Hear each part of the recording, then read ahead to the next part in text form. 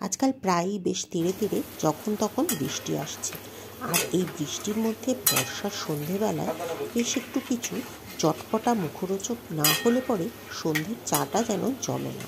তাই বাড়ির সকলের অনুরোধে আজকে বানিয়েছিলাম চিকেন বলস। আর এই চিকেন বল ছোট বড় সকলেরই ভীষণই প্রিয় একটি স্ন্যাক্স। বানিয়েছিলাম একেবারে নিজের মতো করে, নিজের পদ্ধতিতে, একেবারে দেশি ফ্লেভারে। ঘরে যা যা ছিল সেইভাবে সেসব উপকরণ দিয়ে আমি বানিয়েছি। তাহলে চলুন বলে দিই রেসিপিটা আজকে কিভাবে বানিয়েছিলাম। নিয়েছি একটা চিকেনের ব্রেস্ট, যেটা আমি ছোট ছোট টুকরো করে কেটে নিয়েছিলাম।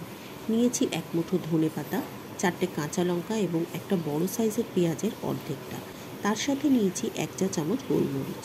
এবারে সমস্ত কিছু একটা মিক্সার গ্রাইন্ডার জারের মধ্যে দিয়ে খুব ভালো করে সুন্দর একটা পেস্ট বানিয়ে নেব। প্রথমে আমি পেঁয়াজ, কাঁচা লঙ্কা আর চিকেনের টুকরোগুলো দিয়ে একটা পেস্ট বানিয়ে নিচ্ছি।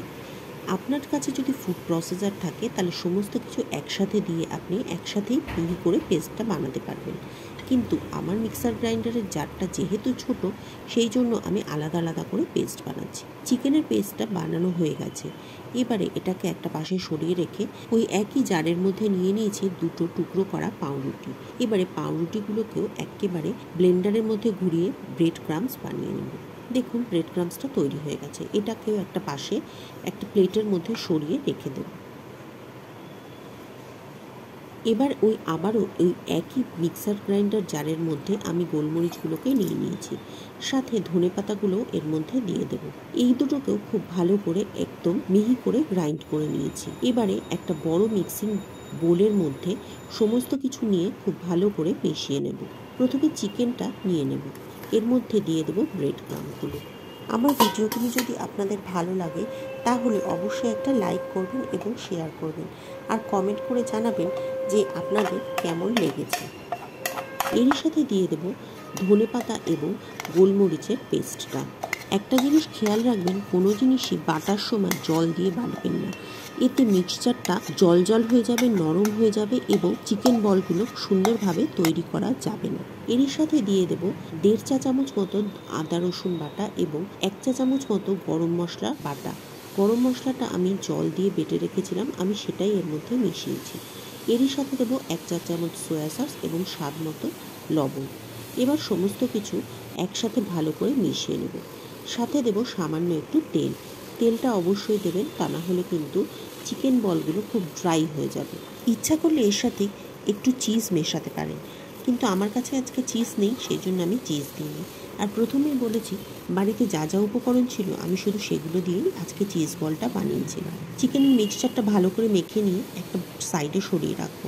এবারে একটা আলাদা বাটির মধ্যে একটা ডিম ফেটিয়ে নেব, সাথে দেব সামান্য একটু লবণ আর ডিমটা খুব ভালো করে ফেটিয়ে নেব।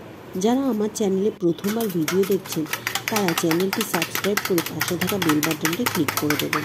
এতে সমস্ত ভিডিও নোটিফিকেশান, অর্থাৎ আমি যখনই কিছু আপলোড করব সেই ভিডিও নোটিফিকেশান আপনাদের কাছে পৌঁছে যাবে। এবারে চিকেন বল গড়ে নেওয়ার পালা। হাতে প্রথমে সামান্য একটু তেল মাখিয়ে নেব, তেলটা সরিয়ে রাখছি। এবারে চিকেনের যে মিক্সচারটা তৈরি করেছিলাম তা থেকে সামান্য একটু মিক্সচার আমি হাতের মধ্যে নিয়ে খুব সুন্দর করে একটা ছোট্ট সাইজের বল তৈরি করে নেব। দেখুন একটা ছোট্ট বল তৈরি হয়ে গেছে। এবারে বলটাকে ডিমের গোলার মধ্যে চুবিয়ে নেব। চুবিয়ে এটাকে দিয়ে দেব ব্রেড ক্রাম্বের মধ্যে। ব্রেড ক্রাম্বটা প্লেটের উপর নেবেন, তাতে বলটাকে কোট করতে সুবিধা হবে। কোট হয়ে গেলে আবারও এটাকে ডিমের গোলার মধ্যে দেব, দিয়ে ব্রেড ক্রাম্বে সেকেন্ড টাইম কোট করে নেব। দুবার কোট করলে কোটিংটা একটু মোটা হবে এবং ভাজার পরে বাইরেটা বেশ ক্রাঞ্চি হবে। দেখতে পাচ্ছেন বলটা কত সুন্দর হয়েছে। দুবার কোট করা হয়ে গেলে বলটা তুলে রাখবো একটা প্লেটের মধ্যে। বাকি বলগুলো আমি একে একে তৈরি করে নেব। প্রথমটা আপনাদের দেখানোর জন্য সমস্ত পদ্ধতিটা পুরোটা দেখালাম। এবারে আমি প্রথমে আগে বলগুলো তৈরি করে নেব, ততক্ষণ আমি ব্রেড ক্রাম্ব আর ডিমের গোলাটা পাশে সরিয়ে রাখবো।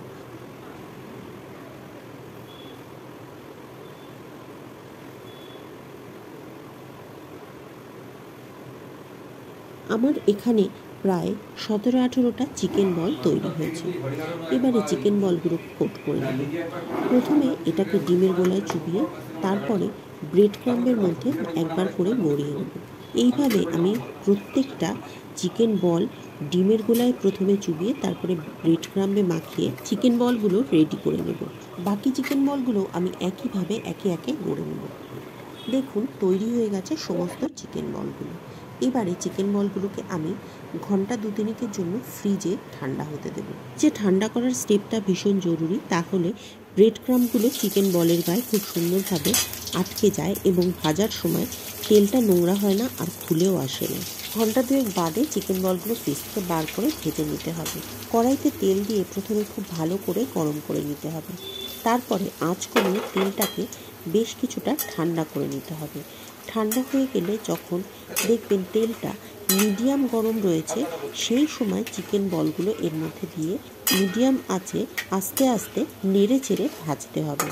সমস্ত চিকেন বল একসাথে দেবেন না, এমনভাবে দেবেন যাতে চিকেন বলগুলোকে হালকাভাবে নাড়াচাড়া করে ভাজা যায়। সমানে নাড়াচাড়া করে ভাজলে পরে চিকেন বলগুলো চারিদিকে সমানভাবে ভাজা হবে। চিকেন বলগুলো খুব সুন্দর সোনালি রং ধরলে পরে তেল ছেঁকে তুলে রাখবো একটা প্লেটের উপর। দেখতেই পাচ্ছেন চিকেন বলগুলো কতটা সুন্দর রং এসেছে। বাকি যে কটা চিকেন বল ছিল সেগুলো আমি এবার একে একে তেলের মধ্যে দিয়ে ভেজে নেব সুন্দর সোনালি রং ধরা পর্যন্ত।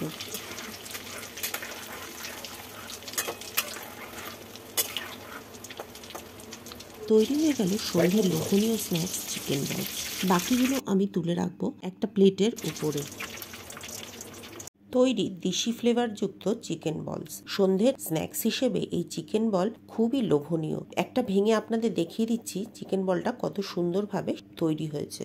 আমি সার্ভ করেছিলাম মেয়োনিজের সাথে। অবশ্যই বাড়িতে একদিন বানিয়ে ট্রাই করুন এই দেশি ফ্লেভারের চিকেন বলস।